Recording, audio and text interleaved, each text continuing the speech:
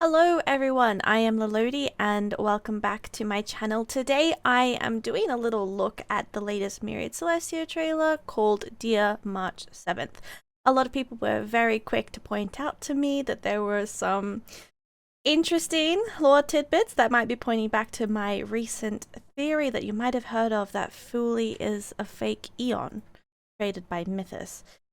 Now, back then, obviously, this was quite the crack theory, but now it looks like, I might have been onto something.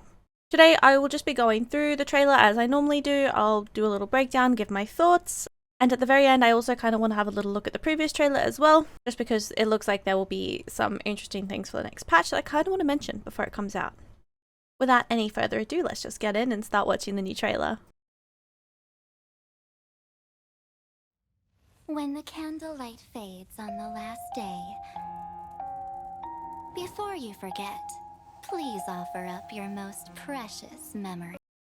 So this is interesting because it shows that March was actually making her own little book, similar to the one that we were creating. And if you also remember, we had a similar book on Penacony. Remember 97 days ago? On the first day after arriving in Amphorius, you already experienced this world's cruelty. You guided the Holy Maiden and helped her escape her.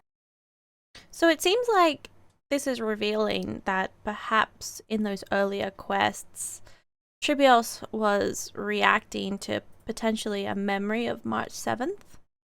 If you remember, she was kind of just speaking to herself and having faith, but that could be a remnant of March. Initial fate. On day 14, day 36, day 70. It looks like she's doing the same for other NPCs as well. I think it's more likely that she's on her own journey, but I guess we're also not exactly clear if hers was like before or after ours, because we're not exactly sure what her perception is in relation to these events compared to our own. So never gave up on looking for your companions from beyond the sky. Until day 95. Still don't believe me? You're just a ghost that no one can see. Okay, this is interesting actually, because it kind of suggests that March might already be a mimetic entity. Obviously, we know that she doesn't have her body because it was frozen in ice, so it makes sense that she'd have to become a mimetic entity. But it also, in combination with a couple of other things that I'll mention later, it also kind of suggests that she could already be dead. I think this will make more sense later on. Besides... Okay, these arms, these are the same hands that appear inside of Black Swan's ultimate. These are also summoned by a card that looks like it has a demon on it. And I've also explained before in my Fuli Isn't Real video why I think Black Swan could have been an unknowing agent of the Enigmata, as is the entirety of the followers of Remembrance, because if the Remembrance isn't real, then what are they following? But now it seems, if the garden was lying all along, that perhaps they may know that they are following the Enigmata, and this could be a intentional misdirection. Keep in mind that Black Swan's cards have the same backing that we see in the simulated universe that we know is created by the Riddlers, a faction of the Enigmata. And interestingly as well, her symbol of the blue rose is usually associated with dreams, which, when we were in Penacony, that made sense. But, considering all the connections to the Enigmata, who is responsible for dream bubbles in the first place, well, things are getting suspicious. Now, specifically the hands with the 3 fingers, we do see these kind of often. We've seen these on Tazeronth, curiously. And we've also seen them in the solitary healing light cone. Now, both of these things are kind of connected to the Swarm Disaster event, which is interesting because that was also the event that supposedly Fuli was supposed to be born in, or at least according to the stories. Now, if we actually read out the light cone, it says, "Things molded by the hands of secrecy are shapeless and incorporeal. In the totality of emptiness, there exists a sudden dreaming." One thing is for certain though, things are not what they seem, and Lygus is probably correct. Especially when he suggests that the eons and the paths are just fallacies. We already have a lot that suggests that eons are simply just codes in a computer, and that the reality they all live in is just a simulation. So it's kind of just extending the already existing allegory of the cave metaphor that Lygus has been using this entire time. Honestly, it's kind of at a point where I wouldn't even be surprised if the very concept of eons as we know them to be is just an extension of the Enigmata's lies. Like, I've gone from fully is a fake eon to all of the eons are fake eons, which is absolutely crazy because that is a topic that has already been brought up in the simulated universe stories. We just thought it was a crack theory. But potentially, they were right. Truly, nothing is sacred. Now, another interesting callback that I want to make is to the fact that Dr. Ratio is the sacred prophet of non-theism, having written Eons, a Natural Phenomenon. Previously, I theorized that Dr. Ratio might become an Eon to counter Noose long ago, but with the lore drop since then, with Lygus as an aspect of Noose's creator, Xander, it's likely that Dr. Ratio is also an aspect of Xander because it was mentioned that there were multiple of them. And it may turn out that he ends up working with Lygus to bring down the eons as a concept. If the eons are a lie and nothing more than some lines of code, it also recontextualizes the goals of the Lord Ravagers, which may be interesting, as destruction is still the Trailblazers' first path and their end goal, just like Phynon. Right, but continuing? The Garden of Recollection has already torn off its benevolent mask. They lurk.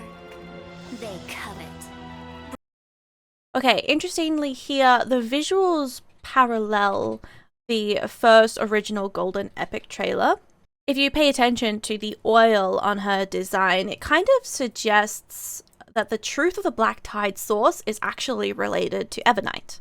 In my original trailer breakdown, I compared the Black Tide to the Sea of Nihility from the Swarm disaster, which, after a few red herrings with the anti-organic equation, it may still hold true in the end, since Evernight seems to be a combination of both the Enigmata and the Nihility. Continuing? Brewing blasphemous plots. Are you willing to face me now? Face your past. When you were born from that shattered aluminum flux. Alright, now this is the part that people were constantly sending me, claiming that it was totally true, that Fooly has been dead this whole time. I do agree that it looks like Fooly has died. I've seen some people suggesting that Fooly is in the future because of some mentions to time, but I don't think that could be the case, because if March is born from Fooly but Fooly exists now, then Fooly has to have been in the past. I think that just makes sense. I don't think March will become Fooly. I think March came from Fooly instead. But yeah, this means that Fooly as we know them is currently shattered, which also implies that the Fooly that we saw earlier couldn't be the real Fooly. And I remember just a couple of months ago when people said I was crazy for that, the non-believers. It's possible, I guess, if March is a fragment of Fooly, that it was March who was appearing as Fooly. I'm not entirely sure if this holds up as an idea, just because I'm not sure if March would be capable of granting the Trailblazer a whole path. That seems a bit crazy for where she currently is at. But yeah, I guess we'll continue. When you were buried along with the Remembrance's lies. Yeah, the Remembrance's lies, because lying is exactly what the Remembrance is known for, and I promise that has nothing to do with the Enigmata. Nothing. Right, continuing. When you were watched by the garden's pawns. Even if you don't remember. Okay, so This whole section kind of implies that if, Fully was shattered and March is one of them, and now Evernight is also one of them, that there are probably other shards that make up the entity that would be collectively known as, I guess, Fully or March or the true March. Now, this is really interesting because it's very similar to the stories of Adrilla and the Mirror. But hey, wouldn't it be crazy if March was actually an XP of the girl who defined beauty in Honkai Impact Third? And wouldn't it be insane if Black Swan's card also featured a princess with pink hair? And none of that has been expanded on. Yeah, that's kind of interesting, isn't it? But yeah, moving on. It doesn't matter. That's what I was made for. I will say though, Hoya has an opportunity to do the absolute funniest thing and just make Evernight a true product of the Enigmata, and just none of this story is real and it's just completely made up. But then if this backstory isn't real as well, it would be just like the fake backstories that were brought up in March's side quest. But hey, wait a minute. Why was the Garden of Recollection giving March 7th fake backstories? That isn't very, remembrance-y of them, is it? It would be really crazy if there was a Eon that's threaded through this entire story who literally makes up fake backstories. Try not to think too hard about it. But moving on. Melt the self and seep into the cracks of time. The future that belongs to you is so blissful and pure. And yet, the Remembrance chose. Now notice here that the Remembrance chose blank. It's not in the audio.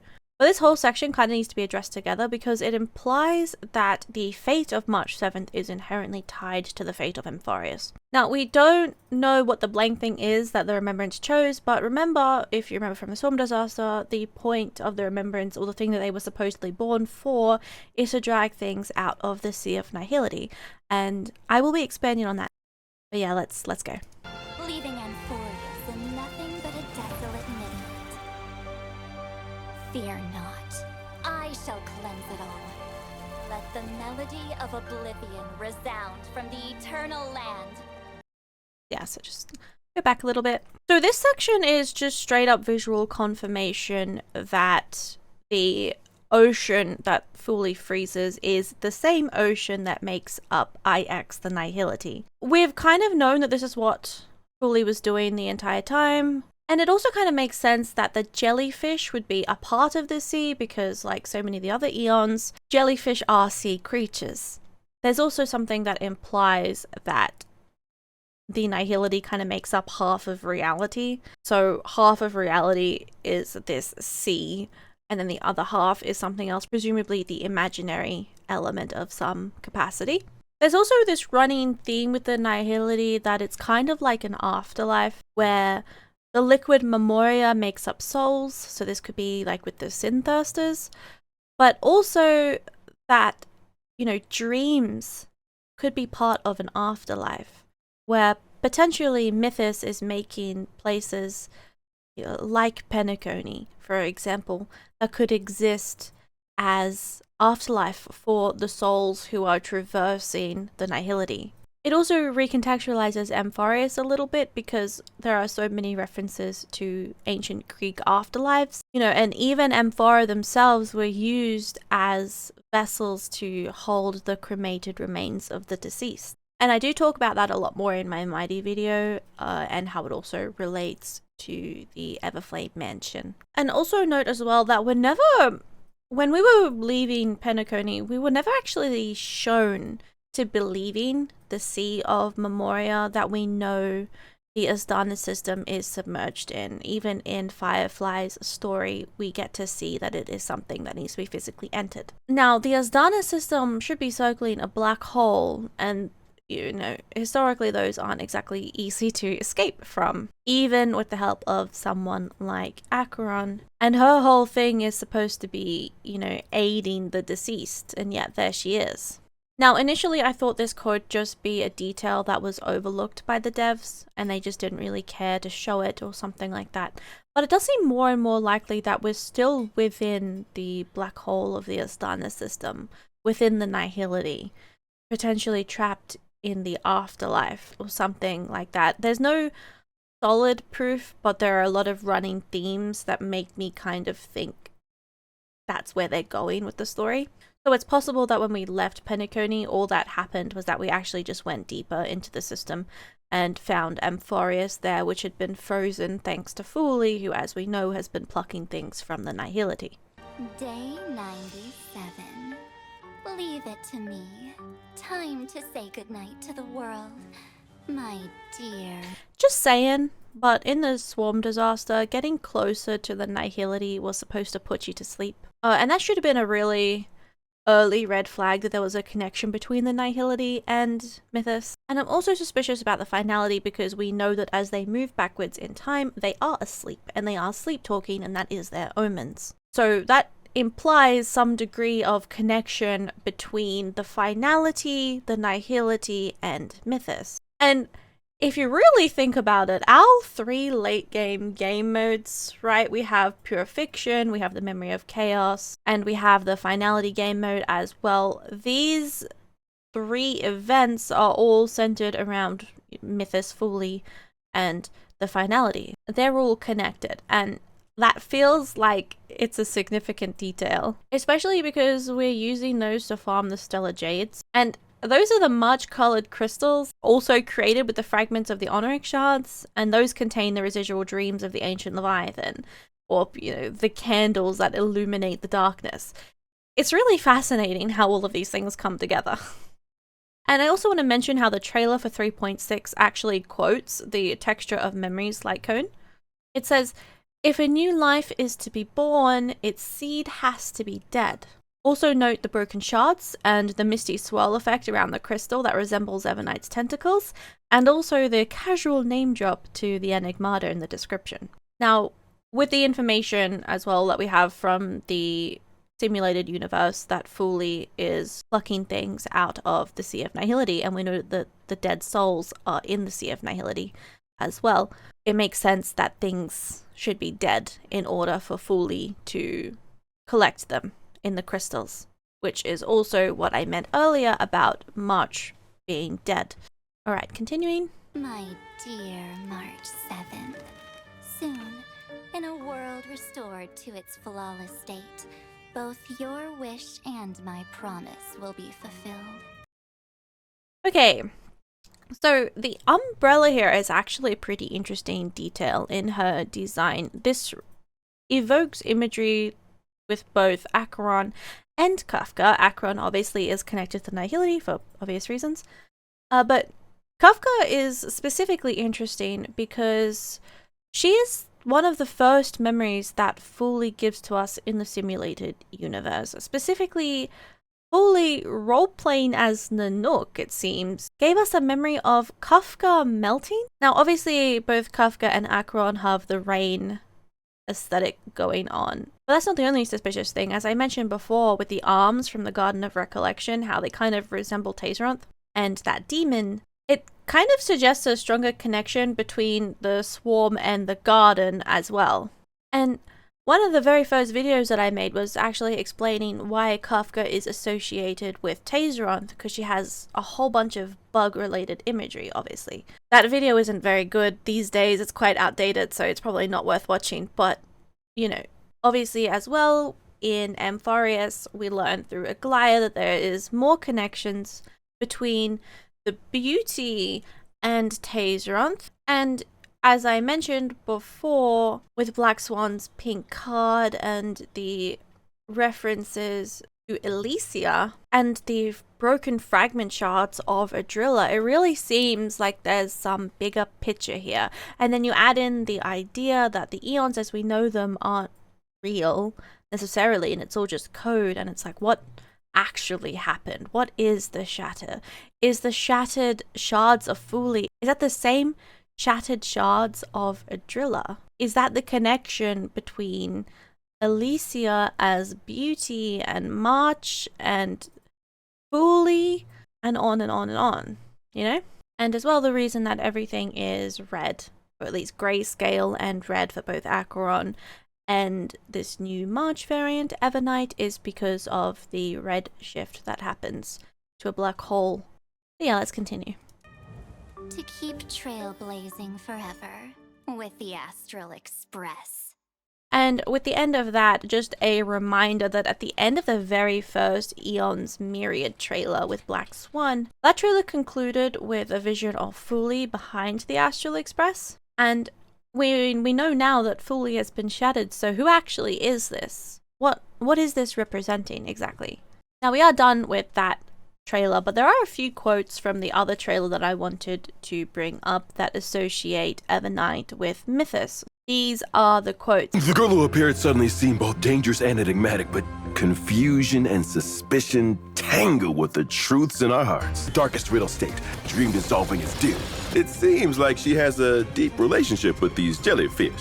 Which is an interesting detail because it kind of suggests that some of the lost souls in the Nihility may have turned into jellyfish, just like the Synthirsters. And also, at the very end of the Keeping Up With trailer, they were all falling asleep, which is another thing that Mythos is involved with.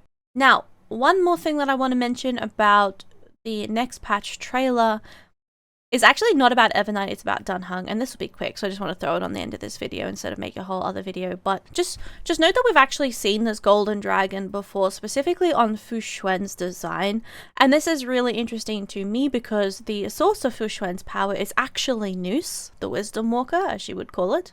This kind of implies to me that there could be some kind of plot on the Xianjiao that Fu Xuan was following thanks to advice from Noose or visions or whatever that is guiding Dunhung towards coming to Amphorius. Potentially this is what motivated the Law Fu to release Dunhung in the first place. Now, the Golden Dragon specifically is very interesting because it's a reference to Huanglong, and Huanglong is the highest of all of the Chinese dragons. So this is also the closest that we would expect the imagery to come to Long. With March being so closely associated with Fuli, now it does seem as well that we're probably moving into a plot line where Dunhung starts becoming Long. We have also seen the Golden Dragon a couple of times before, but now it really seems that it's going to be all about Dunhung. Yeah, I don't have too much more to say about that, but I just really wanted to bring that up because that is interesting.